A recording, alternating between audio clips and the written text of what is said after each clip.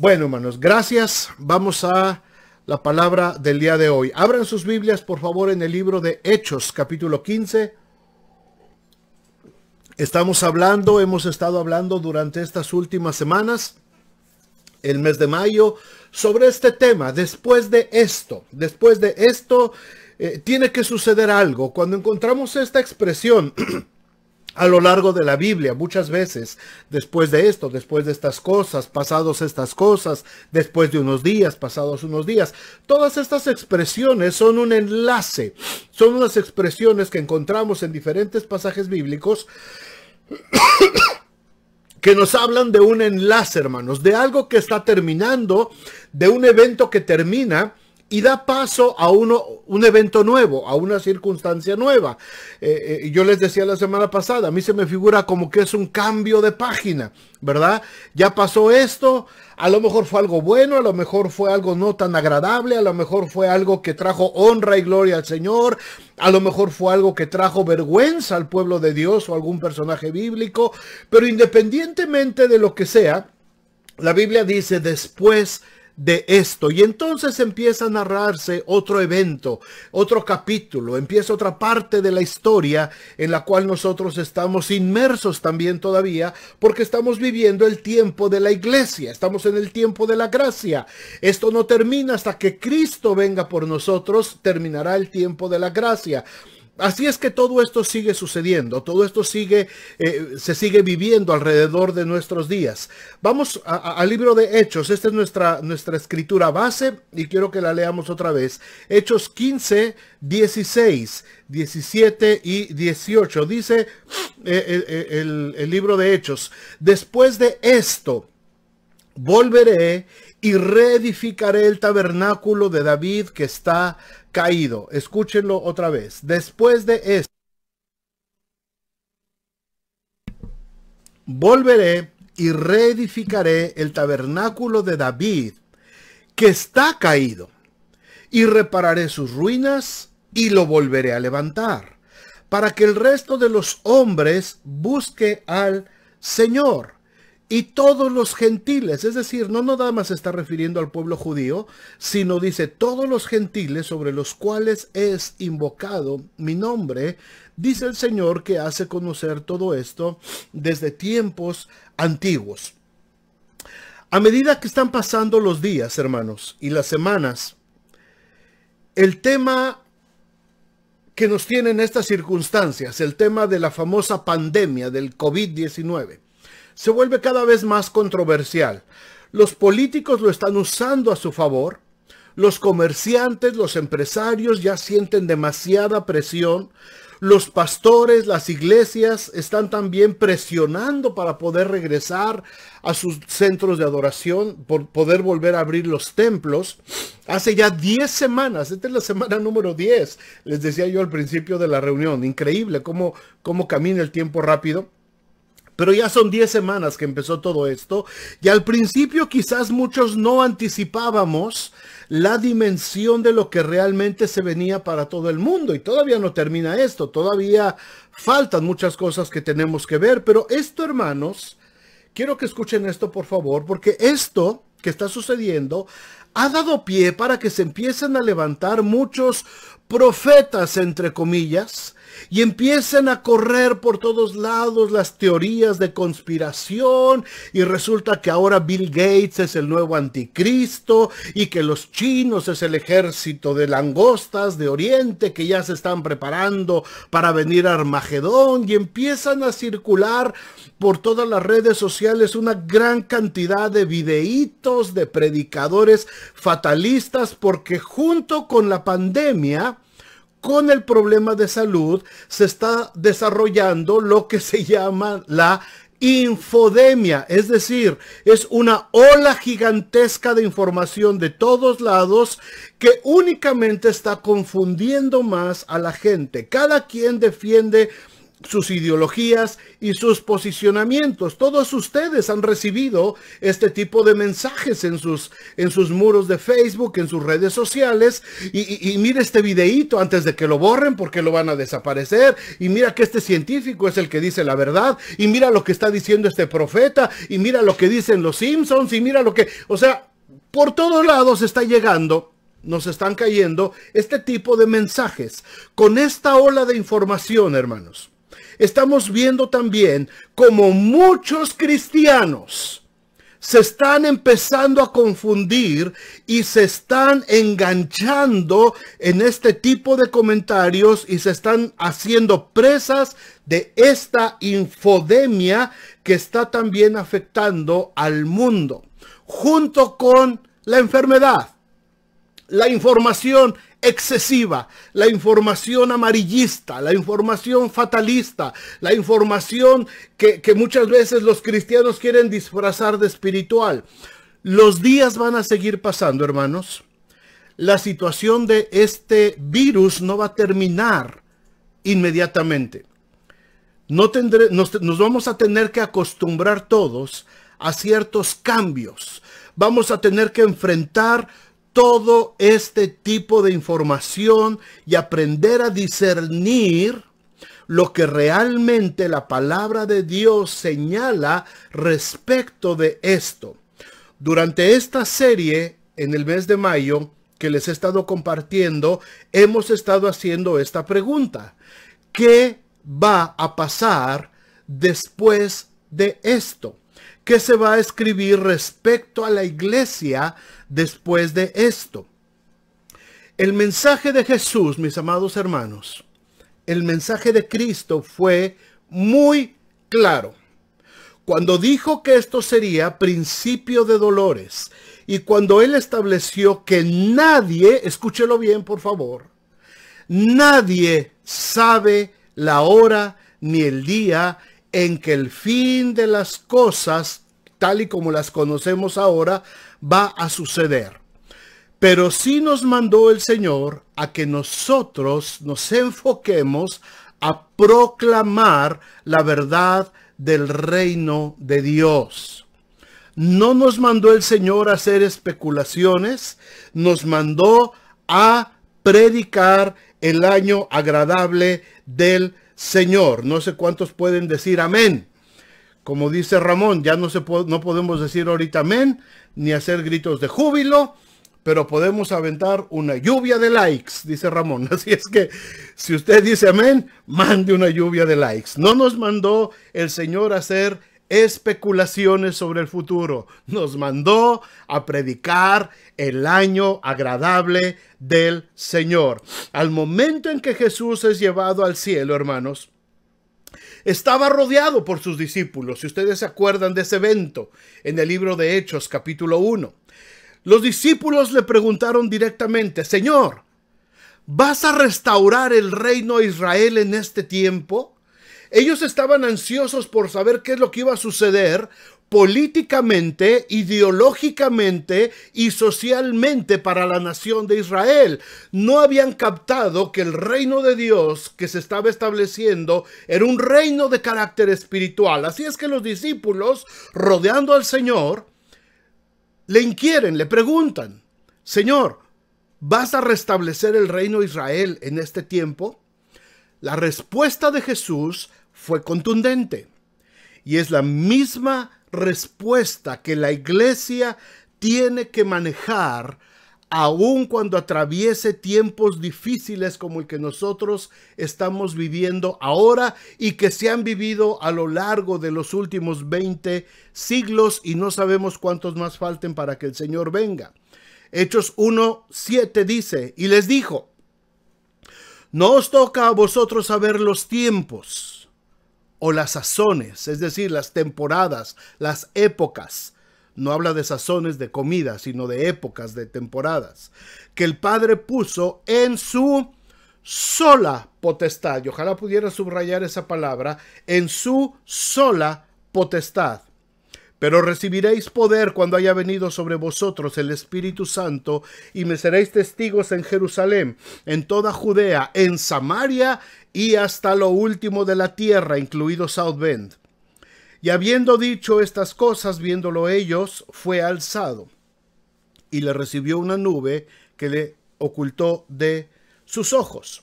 Hermanos, no nos toca a nosotros saber estas cosas que el Padre puso en su sola potestad. No es la potestad del presidente de Estados Unidos, no en la potestad de Bill Gates, no en la potestad del presidente de China, ni del presidente de Rusia, ni de ningún líder político del mundo, solamente en la autoridad del Padre, punto, no hay más. Y entonces, habiendo dicho estas cosas, la nube lo llevó al Señor, y sus ojos ya no los volvieron a ver de los discípulos. No había más que decir, no había más que negociar, no había más que conocer. El Señor dijo solamente una sola vez: esto solamente compete a la potestad de mi Padre que está en los cielos. La obligación de ustedes es ir y predicar el evangelio a toda criatura. Solamente. No hay más que decir. Habiendo dicho esto, el Señor fue alzado en la nube y la nube le ocultó. Así es que la iglesia, hermanos, la iglesia tiene que mantenerse dentro de estas instrucciones dadas por Jesús. No podemos distraernos en el ruido que el mundo está haciendo, en los planteamientos que están haciendo algunos predicadores y adivinos disfrazados de cristianos, y el miedo que está generando esta avalancha de información. No sabemos si estamos ante el fin del mundo. No sabemos si Cristo viene mañana o la próxima semana, el próximo año o dentro de 100 años. Lo que sí sabemos, y debemos de mantenernos en eso, es que Jesucristo nos mandó a ir por todas las naciones y a ser discípulos, bautizarles y enseñarles a guardar todas las cosas que Él nos ha mandado. Esa es la misión de la iglesia. De eso se trata la restauración del tabernáculo de David, del que hemos estado hablando estas semanas, y en lo que tenemos que seguir trabajando después de esto. El tabernáculo de David no tiene que ver, hermanos, con especulaciones. No tiene que ver nada con la adivinación del futuro. No tiene que ver con los planes de Dios que solamente Él conoce en su sola potestad. El tabernáculo de David tiene que ver con un verdadero concepto de la adoración. Tiene que ver con una vida de gratitud constante. Tiene que ver con una actitud de compasión por las personas que no tienen a Cristo en su corazón. Y como vamos a ver ahora, tiene que ver con la constante proclamación del evangelio de Jesucristo. En el tabernáculo de David hubo también proclamación de quién es Dios. Se habló de la grandeza de Dios. Se dio testimonio de la grandeza de Dios en ese tabernáculo. Y a eso se refiere el apóstol Jacobo en medio de este concilio que estamos leyendo en el libro de Hechos, capítulo 15. Los discípulos están reunidos en Jerusalén. La iglesia está reunida en Jerusalén. Y cuando los discípulos están discutiendo otro tipo de asuntos que Jesús no les había mandado a predicar, porque Jesús nunca mandó a los discípulos a circuncidar a los nuevos creyentes. Jesús nunca mandó a los discípulos a ponerles la carga de la ley a los gentiles. Jesús nunca les impuso la carga de observar la ley de Moisés a los gentiles. Al igual que ahora, hermanos, Jesús no nos ha mandado a descubrir quién es el anticristo, ni nos ha mandado tampoco a especular si estamos ya en el fin del mundo o no. De la misma manera, en medio de ese concilio, Jacobo se levanta en medio de la sesión y les recuerda a los discípulos y a la iglesia que en ese momento estaba presente allí en Jerusalén. Amados hermanos, la iglesia se trata como lo dijo el profeta Amós, que después de esto Tenemos que reedificar el tabernáculo de David, que está caído. Tenemos que reparar sus ruinas. Tenemos que volverlo a levantar con un solo propósito. Un solo propósito. Que el resto de los hombres busque al Señor y que todos los gentiles, es decir, todos los pueblos que no eran judíos sobre los cuales es invocado su nombre. Esa es la misión de la iglesia. Proclamar la proclamación del Evangelio de Jesucristo. No podemos movernos de ahí. No podemos dejar que las circunstancias a nuestro derredor, con toda esta información que está saliendo por todos lados, que todos estos videos y comentarios que estamos viendo en las redes sociales, nos distraigan de la verdadera razón de la iglesia. Proclamar que Jesucristo es el Hijo de Dios, que murió en una cruz para pagar los pecados de la humanidad y que resucitó al tercer día, venciendo a la muerte con poder para darnos a nosotros también vida juntamente con Él. Esta es la misión de la iglesia. A eso fuimos llamados. Aunque el viento está soplando cada vez más fuerte y a nuestro derredor y el huracán ruja fuerte, la iglesia deberá de mantener firme el timón del Evangelio, anunciando la salvación y la vida eterna, no por temor a las circunstancias, hermanos, no por miedo. Nosotros no predicamos por miedo a lo que está pasando o a lo que puede suceder. Nosotros predicamos por amor a aquel que por amor dio su vida por nosotros. Nosotros no predicamos fatalidades. Nosotros no amenazamos a la gente con el anticristo. Nosotros no amenazamos a la gente con el fin del mundo. Nosotros predicamos el amor de Cristo revelado en esa cruz en la cual entregó su vida para darnos vida juntamente con Él. Así es que, mis amados hermanos, la restauración del tabernáculo de David tiene que ver con proclamar el reino de Dios. ¿De qué manera? ¿Cómo se proclamó el reino de Dios en el tabernáculo de David? En los capítulos 13 al 16 del primer libro de Crónicas hemos estado viendo a lo largo de este mes algunos pasajes de cómo se levantó ese tabernáculo, cómo fue erigido ese tabernáculo, pero más que nada, ¿qué pasó alrededor? ¿Cuáles fueron las actitudes de David y del pueblo, de los sacerdotes, de los levitas? ¿Qué fue lo que sucedió? ¿Cuáles fueron las reacciones que provocó el levantar ese tabernáculo de David, al cual se refiere el profeta Amós, que después de tiempo fue destruido? ¿Cómo fue que David le dio de comer a todo el pueblo, igual que Jesús lo hizo en el monte con toda la gente que había estado con él por varios días? Vamos a ver un versículo hoy, hermanos, solamente un versículo, que encierra lo que debe de ser ahora, en el tiempo de la iglesia, en el tiempo de la restauración del tabernáculo de David, lo que debe de ser la proclamación del reino de Dios para nosotros como iglesia. Abran sus Biblias en Primero de Crónicas, primer libro de Crónicas, capítulo 16, solamente el versículo 4. Solamente el versículo 4 dice: y puso delante del arca de Jehová ministros de los levitas, para que recordasen y confesaran y lo harán a Jehová, Dios de Israel. Una vez más.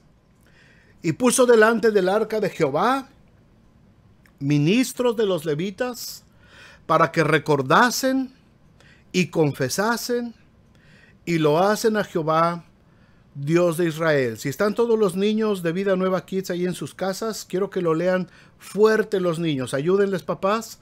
Animen a los chicos, a todos los chicos de la iglesia. Quiero que lo lean fuerte este versículo. Ahí lo están viendo en las pantallas. Léanlo en voz alta, todos los chicos. Digan: y puso delante del arca de Jehová ministros de los levitas, para que recordasen y confesasen y lo hacen a Jehová, Dios de Israel. Muchos de los chicos no entendieron lo que leyeron, pero ahorita lo van a entender. Este versículo, hermanos, encierra una serie de verdades acerca de lo que es la proclamación que la iglesia debe de estar haciendo respecto al Evangelio de Jesucristo. Vamos a ver estas enseñanzas. La primera de ellas,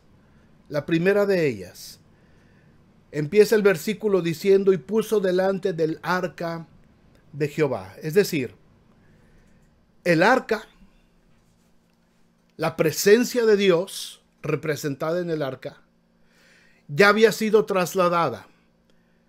Primero de un campo donde había estado abandonada. Después la trajeron a la casa de un hombre llamado Obed-Edom. Estuvo ahí por 3 meses.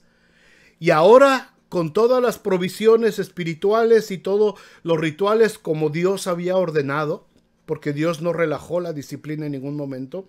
Así es que ahora ya habían traído debidamente el arca. Y estaba en esa tienda, en ese tabernáculo. El tabernáculo era una tienda donde estaba el arca. En primer lugar, entonces, hermanos, nos habla de que el arca de Jehová ya estaba ahí presente. La presencia de Dios.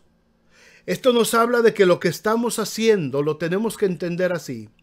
Lo que estamos haciendo, hermanos, es de origen espiritual. Lo que estamos anunciando al mundo tiene que ver con Dios.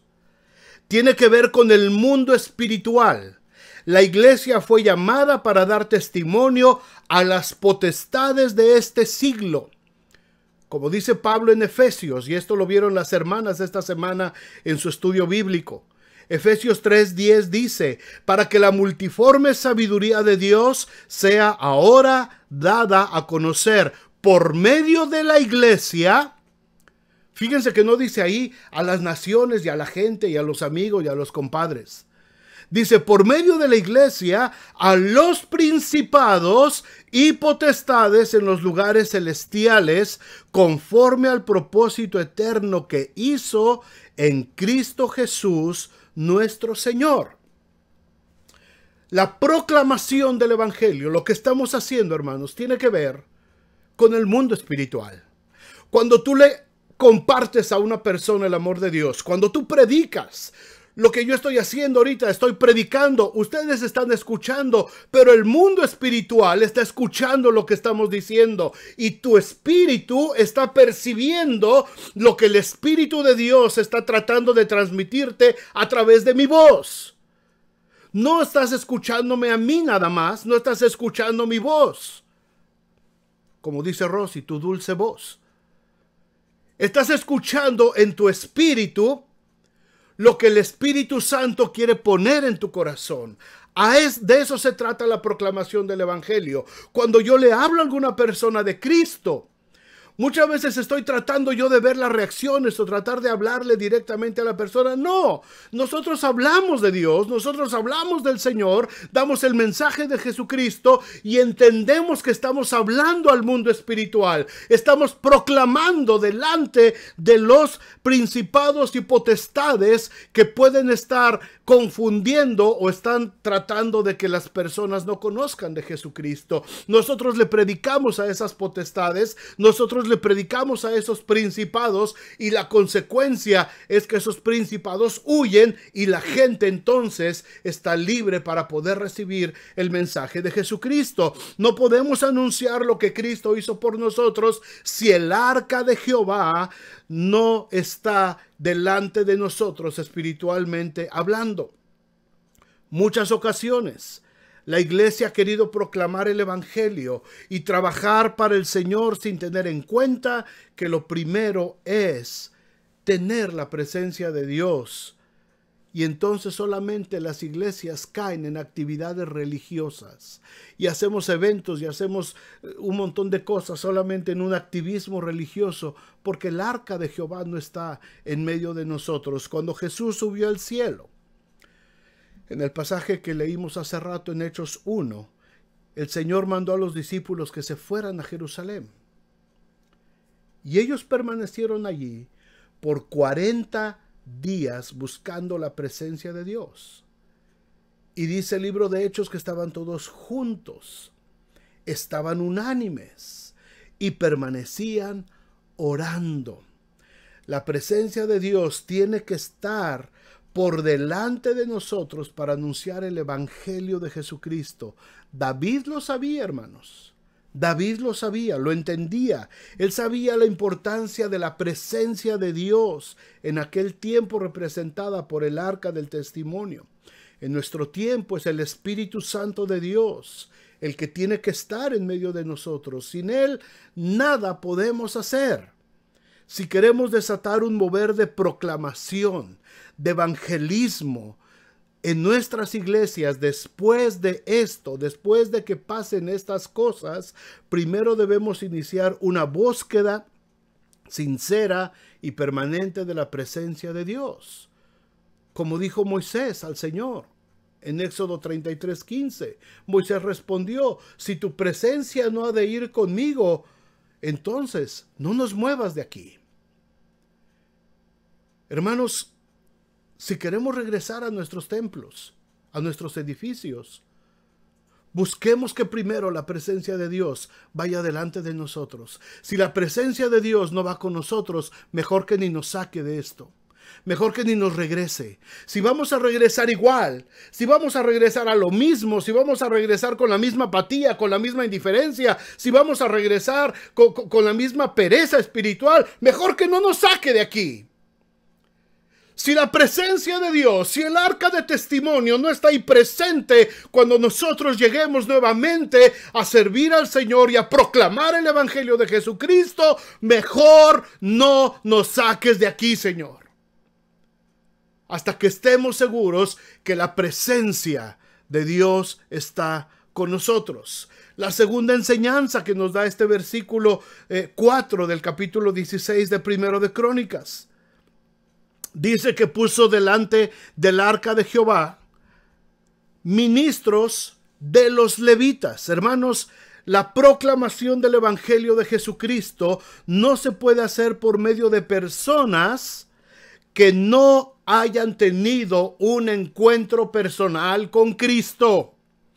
Se los vuelvo a decir, porque algunos se distrajeron y voltearon a ver la olla de los frijoles. Escuche.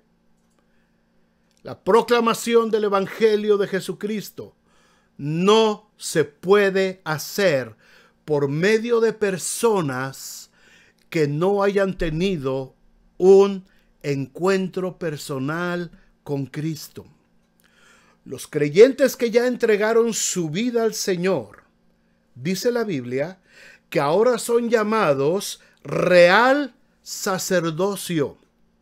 Es decir, ahora pertenecemos, espiritualmente hablando, hermanos, a una clase sacerdotal en la iglesia, en el nuevo modelo de pueblo de Dios. Somos parte de el sacerdocio porque podemos ministrar personalmente la presencia de Dios. Tenemos acceso al trono de la gracia y sabemos que tenemos un sumo sacerdote que es Jesucristo por encima de nosotros. La función del sacerdote, la función del levita era ser intermediario entre el pueblo y Dios.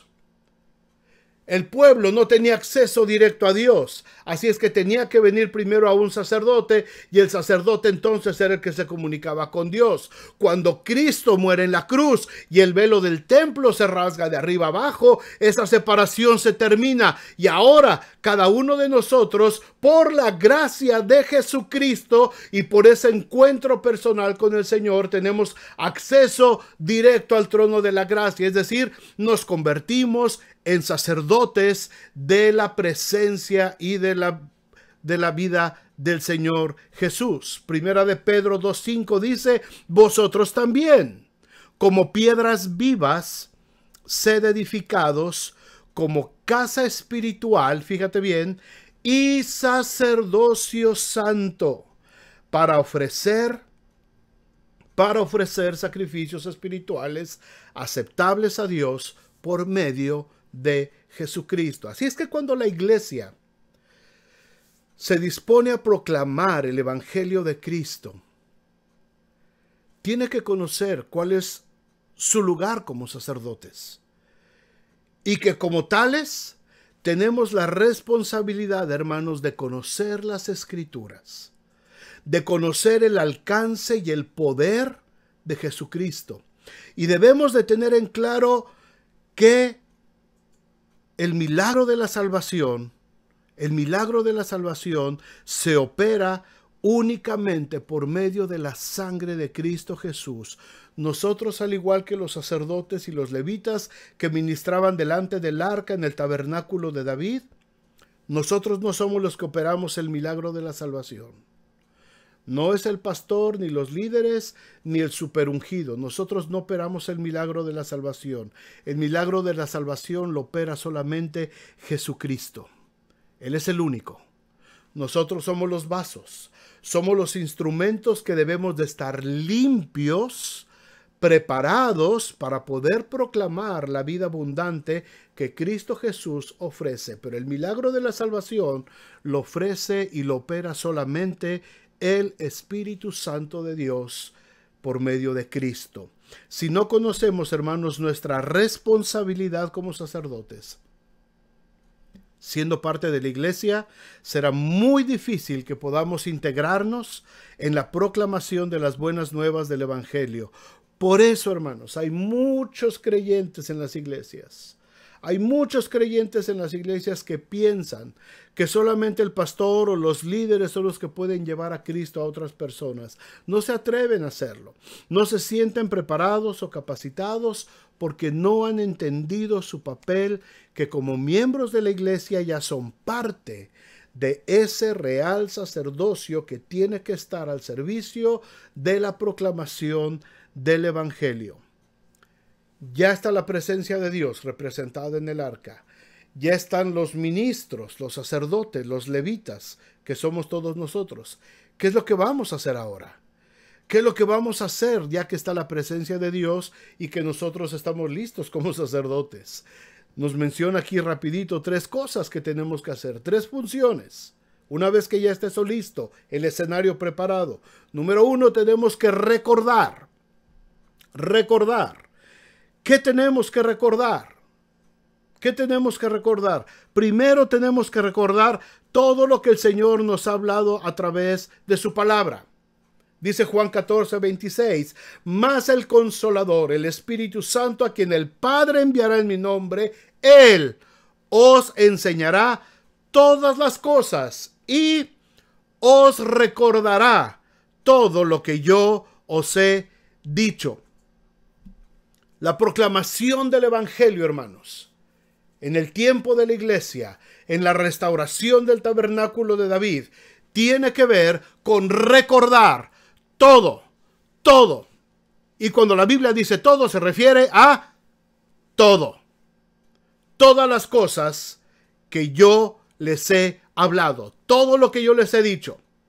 El Espíritu Santo se los va a recordar. Y nosotros, por supuesto, como iglesia, nosotros como parte del pueblo de Dios, nuestra obligación es estar recordando constantemente todo lo que se nos ha dicho. Puso entonces David el arca, puso a los ministros y los puso para que en primer lugar empezaran a recordar. Les dijo, recuérdenle por favor al pueblo todo lo que hemos vivido. Recuérdenle todo lo que Dios ha hecho por nosotros. Recuérdenles cómo nos sacó de casa de servidumbre, cómo estableció nuestra nación, cómo nos hizo reyes, cómo nos puso en medio de este lugar santo. David puso primero a los levitas a que recordaran. Tenemos que recordar todas las cosas que el Señor nos ha dicho. Después, cuando proclamas el Evangelio, debes de recordar lo que Dios ha hecho contigo personalmente, en tu vida. No se trata de saber métodos de evangelismo. Recuerda lo que Dios hizo en tu vida. Recuerda cómo te sentías antes de conocerlo a Él. Recuerda cómo te amó. Recuerda cómo te cambió. Recuerda cómo le dio un nuevo rumbo a tu vida. Recuerda cómo te sanó. Recuerda cómo te restauró. Recuerda dónde te encontrabas. pero no para condenarte ni para lastimarte. Recuerda, para reconocer que Jesucristo alargó su mano para sacarte de ahí. Dice el Salmo 113, versículos 7 y 8. Él levanta del polvo al pobre y al menesteroso alza del muladar para hacerlo sentar con los príncipes de su pueblo. En el tabernáculo de David, hermanos, que tenemos que levantar después de esto que estamos viviendo. Tenemos que recordar lo que Dios hizo con nosotros y por nosotros, porque de otra manera nos vamos a volver ingratos, nos vamos a volver soberbios, nos vamos a volver apáticos, pensando en que todo lo merecemos por nosotros mismos. Sería muy bueno, hermanos, sería muy bueno que cada uno de nosotros tuviera una libretita y pudieras anotar las cosas que estás viviendo ahorita. Que pudieras anotar lo que Dios está haciendo en tu vida. Algunos de ustedes ya pasaron por esta enfermedad. Algunos de ustedes con temor se dieron cuenta que estaban contagiados de este virus. Y yo creo que todos pasaron mil pensamientos, 1000 emociones en sus mentes, en sus corazones. Se sintieron apesadumbrados, atemorizados ante aquel diagnóstico que decía: estás positivo a la enfermedad que está destruyendo al mundo.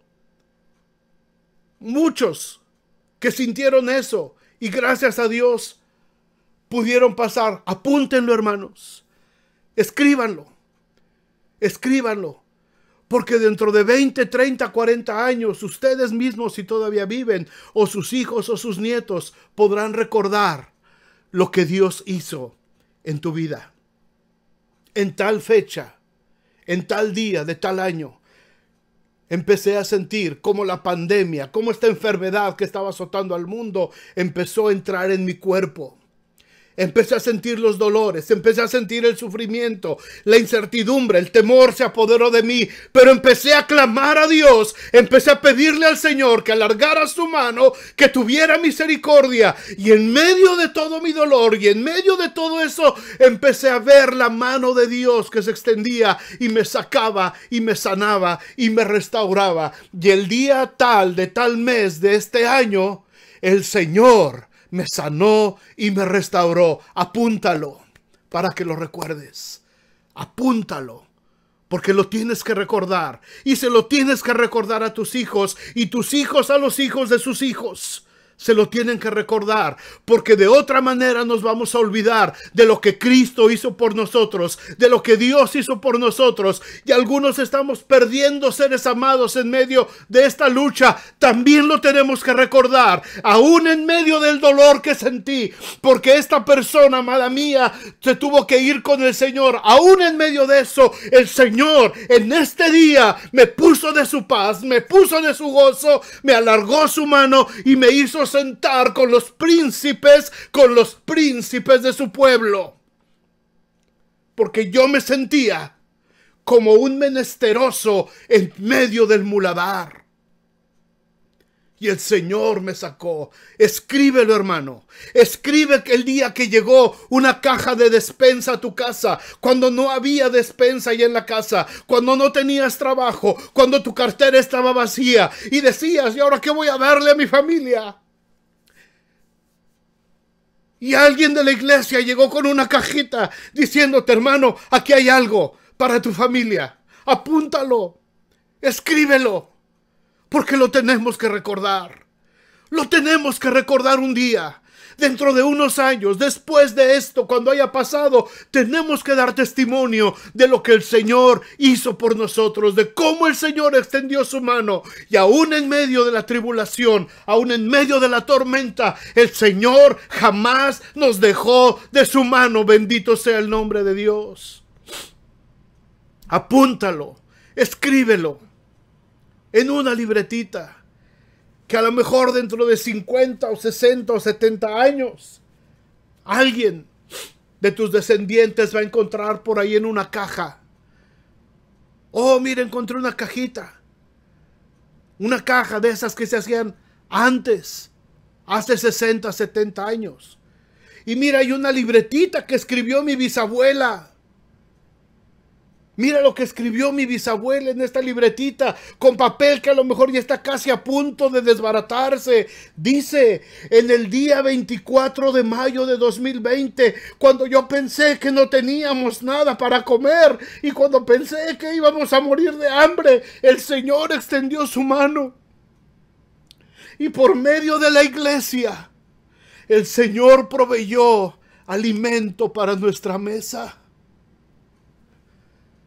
Puso David gente, puso David a sus ministros, a sus levitas, a que recordaran lo que Dios había hecho por ellos. La proclamación del evangelio es recordar, pero también tenían que confesar. Este mismo versículo dice que puso delante del arca de Jehová ministros de los levitas para que recordasen y confesasen. Confesar no tiene nada que ver con los confesionarios a los que estábamos acostumbrados cuando íbamos a misa. Tiene que ver con declarar quién es Cristo. Tiene que ver con declarar el poder de la declaración de la palabra. Tiene que ver con la certeza, con la convicción de que estamos reconociendo a Jesucristo como Señor de nuestras vidas. Por eso dice Romanos 10:9, que si confesares con tu boca que Jesús es el Señor y creyeres en tu corazón que Dios le levantó de los muertos, serás salvo. El camino para la salvación es confesar el nombre de Jesús, reconocer a Jesús como Hijo de Dios. Porque es importante confesarlo con nuestra boca, porque en ese momento estoy haciendo una declaración audible al mundo espiritual del que hablábamos en Efesios, de que yo he decidido renunciar a la autoridad, al señorío del mundo, a la autoridad del pecado que estaba sobre mi vida, y ahora confieso abiertamente que Jesucristo es el nuevo Señor de mi vida, el que tiene autoridad sobre mi vida, y nadie más tendrá autoridad, solamente Jesucristo, el Hijo de Dios. Los salmos nos invitan a confesar, a declarar, a reconocer que Él es Dios, y el mismo Jesús nos dice que el que le confesare delante de los hombres, Él mismo le confesará delante del Padre que está en los cielos. Mateo 10:32, a cualquiera pues que me confesare delante de los hombres, yo también le confesaré delante de mi Padre que está en los cielos. Después de esto, cuando regresemos a nuestras actividades, tenemos que confesar con más intensidad el nombre del Señor. En nuestros tiempos de alabanza, en los salones de clase de nuestros niños, de nuestros adolescentes, de nuestros jóvenes, en las predicaciones, en las reuniones de grupos, de mujeres, de varones, en nuestras casas, en nuestras actividades familiares, tenemos que confesar más abiertamente el nombre de Cristo, hermanos, ante el cual se tendrá que doblar toda rodilla y toda lengua confesará que Jesucristo es el Señor. Pero si la iglesia no se propone proclamar el nombre de Cristo, ¿cómo lo van a escuchar los principados y potestades? ¿Y cómo lo van a escuchar todos aquellos que están vagando sin rumbo, sin luz y sin esperanza, si la iglesia calla y si la iglesia no proclama el nombre y no declara el nombre de Cristo? No te canses de confesar, hermano. No te canses de declarar el nombre del Señor, hermana. Y un día, Él mismo confesará tu nombre también. Como dice Apocalipsis 3:5, el que venciere será vestido de vestiduras blancas. Y no borraré su nombre del libro de la vida, y confesaré su nombre delante de mi Padre y delante de sus ángeles. Primero de Crónicas 16:4 dice que puso delante del arca de Jehová ministros de los levitas, para que recordasen, confesasen y lo hacen a Jehová, Dios de Israel. Está la presencia de Dios, están los sacerdotes, que recuerdan lo que Dios ha hecho en sus vidas, que confiesan el poderoso nombre de Jesús en sus vidas. Pero la proclamación del Evangelio, hermanos, también tiene que ver con loar a Jehová, Dios de Israel. Loar. Loar significa elogiar a alguien, reconocer sus atributos y logros. En este caso, por supuesto, de nuestro Dios. Loar no es solamente cantar. Loar es llenar de elogios al Señor por lo que Él ha hecho. Jeremías 20:13 dice, cantad a Jehová. Pero después de cantar dice, load a Jehová. Es decir, menciona sus atributos, elógialo, porque ha librado el alma del pobre de mano de los malignos. ¿Cuándo fue la última vez, hermano, hermana, que elogiaste a tu esposo o a tu esposa? No estoy hablando de piropos corrientes. Ay, mamacita. No estoy hablando de piropos corrientes, sino de elogios por sus virtudes.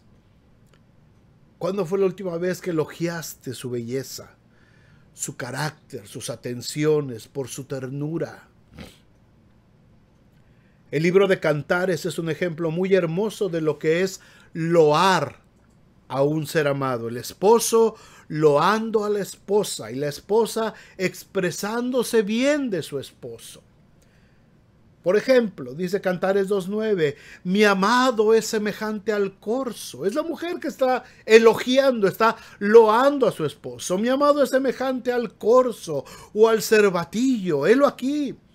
Está tras nuestra pared, mirando por las ventanas, atisbando por las celosías. Mi amado habló y me dijo, levántate, oh amiga mía, hermosa mía, y ven.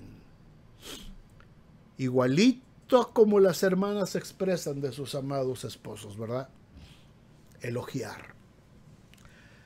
¿Cuándo fue la última vez que te dijeron que eras semejante al corzo, Ramón? ¿Cuándo fue la última vez que te dijeron que eras como un cervatillo? Hermano ingeniero, ¿cuándo fue la última vez? A veces somos demasiado ásperos y no practicamos el elogiarnos, el llenarnos de elogios, mencionar nuestras virtudes.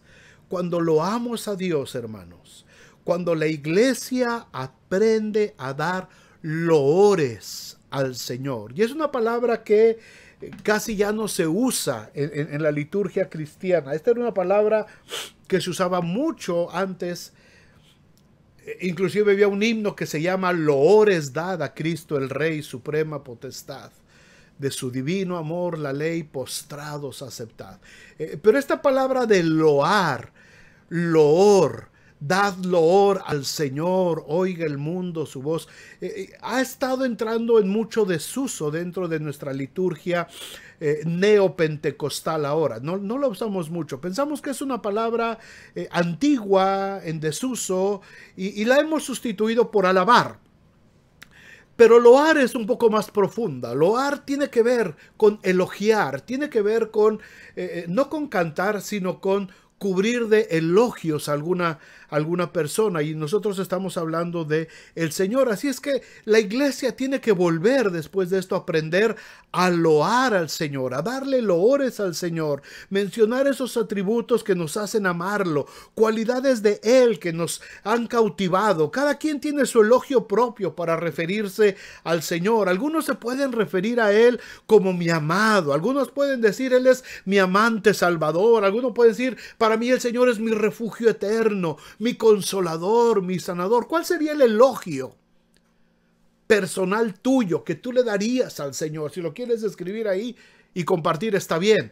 Pero ¿cuál sería tu elogio personal? Algo íntimo, algo personal tuyo. No una fórmula copiada de un canto, de un himno o de algo que escuchaste en la iglesia, de algo que se repite constantemente. De lo profundo de tu interior, ¿cuál sería el elogio que tú tendrías para el Señor? ¿Cómo lo elogiarías? ¿Cuál sería tu loor que le darías al Señor de manera personal? ¿Cuál sería el mejor elogio que puedes expresar desde lo profundo de tu alma a tu Rey y Señor? Piensa en algo muy personal, en algo íntimo, solo entre tú y Dios. No, como les digo, no las frases que escuchamos ya repetidamente en las reuniones o en las canciones. Si tuvieras hoy que decirle un elogio al Señor, si tuvieras que loar al Señor, ¿qué le dirías? ¿Qué le dirías? Puso entonces David a los levitas para que recordaran, para que confesaran y para que loaran al Señor. Después de estas cosas, hermanos, después de esto, la iglesia tendrá que regresar y la iglesia tendrá que proclamar abiertamente el Evangelio de Jesucristo, entendiendo estos principios espirituales. Tenemos que proclamar a esta ciudad, a las ciudades de alrededor, recordando lo que Dios hizo en nuestras vidas, confesando el poderoso nombre que es sobre todo nombre que se nombra en este siglo y en el venidero, y loando, elogiando a aquel que nos redimió de la condenación y la muerte. Isaías 44:23 dice: cantad loores, oh cielos, porque Jehová lo hizo. Gritad con júbilo, profundidades de la tierra, prorrumpid, montes en alabanza, bosque y todo árbol que en él está, porque Jehová redimió a Jacob, y en Israel, en nuestro caso la iglesia, será glorificado. En la iglesia el Señor será glorificado. Esto es lo que tenemos que hacer como iglesia, hermanos. No dar lugar a fábulas y cuentos y a esta ola de información tendenciosa y amarillista que nos quiere arrastrar. Tenemos que enfocarnos, agarrar nuestro timón en medio de esta tormenta y proclamar las buenas nuevas del reino de Dios. Las buenas nuevas que nos hablan de que Cristo vino a la tierra, murió en una cruz, pagó por nuestros pecados, sufrió nuestros dolores, resucitó, está sentado a la diestra del Dios Padre, y nosotros un día estaremos también juntamente con Él. Como les he dicho a lo largo de esta serie, yo creo que la historia se sigue escribiendo. Creo que la historia se sigue escribiendo. Y este tema que estamos viendo hoy sería el versículo 6 del capítulo 20 del libro de Hechos. Teóricamente, ¿verdad? Esa es mi percepción. Mi percepción. En las pláticas anteriores les he platicado cómo se iría viendo el capítulo 20 del libro de Hechos desde el versículo 1. Déjenme terminar diciéndoles cómo en mi percepción se podría escribir. Me gustaría que se escribiera el versículo 6 que corresponde al tema de hoy. En ese tiempo la iglesia se levantó y proclamó el nombre de Cristo en todas las ciudades. Hombres y mujeres como real sacerdocio estuvieron delante de la presencia de Dios y guiados por el Espíritu Santo recordaron cuán grandes cosas Dios había hecho con ellos durante ese tiempo de la tribulación. Confesaron el nombre de Cristo abiertamente ante todo el pueblo y loaron al Señor que vive y reina para siempre. Amén. Amén. Piensen en esto, hermanos. Piensen en estas palabras y espero que el Espíritu Santo de Dios obre en su corazón. No se dejen confundir. No se enganchen. No se enganchen. Nuestra misión es proclamar el año agradable del Señor. Nuestra misión es proclamar a Jesucristo como Rey y Salvador. ¿Va a venir? Por supuesto que va a venir. ¿El mundo va a terminar? Por supuesto que va a terminar. ¿Va a haber un periodo donde habrá guerras y el anticristo se manifestará? Por supuesto que lo va a haber, así lo establece la palabra de Dios. Pero el Señor no nos mandó a ponerle nombre a nada, a ninguno de esos personajes, ni el Señor nos mandó a indagar en las cosas que el Padre puso en su sola potestad. La misión de la iglesia es proclamar. La misión de la iglesia es recordar, la misión de la iglesia es confesar y la misión de la iglesia es loar al que vive por los siglos de los siglos. El Señor les bendiga, hermanos. El Señor esté con cada uno de ustedes. Vamos a orar, por favor. Padre, gracias por tu palabra. Gracias por este poderoso versículo 4 del capítulo 16 de Primero de Crónicas. Gracias porque en ese tabernáculo de David, Señor, se dio el tiempo para escribir este versículo tan importante que ahora, Señor, repercute en la vida de la iglesia. Ahora la iglesia, levantando este tabernáculo, tiene que tener mucho cuidado de asegurarnos que tu presencia esté con nosotros, de asegurarnos que estamos listos, preparados, limpios, purificados como sacerdotes y levitas delante de ti.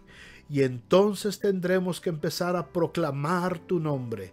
Tendremos que empezar a recordar cuán grandes cosas has hecho en nuestras vidas. Tenemos que confesar que no hay otro nombre dado a los hombres en el que podamos ser salvos, solamente el nombre de Jesús. Y tenemos que empezar a loar, a elogiar aquel que por amor nos dio su vida misma, aquel que por amor estuvo dispuesto a ir a una cruz para darnos vida juntamente con él. Tenemos que elogiar y tenemos que loar al Dios eterno, al que nos ama, al que nos ha cubierto con su mano poderosa, al que ha extendido su misericordia por toda la eternidad, al que nos ha metido debajo de sus alas, el que nos ha hecho habitar debajo de su sombra, aquel que se ha convertido en nuestro alto refugio, aquel que se ha escondido en nuestra cueva de seguridad, aquel que se ha convertido en nuestra espada vencedora, aquel que nos ha llenado de poder, de gozo, de amor, aquel que nos amó de tal manera que dio a su Hijo para que todo aquel que en él crea no se pierda, mas tenga vida eterna. Señor, tenemos que proclamar tu palabra. Tenemos que proclamar el nombre de Jesucristo y predicar el año agradable del Señor después de estas cosas que un día van a terminar. Gracias, Señor. Gracias. Ahora, mis amados hermanos, que la gracia del Señor Jesucristo, el amor de Dios el Padre y la comunión con su Santo Espíritu sea con cada uno de ustedes, con sus familias y con todo el pueblo de Dios, ahora y siempre. Amén y amén. Que el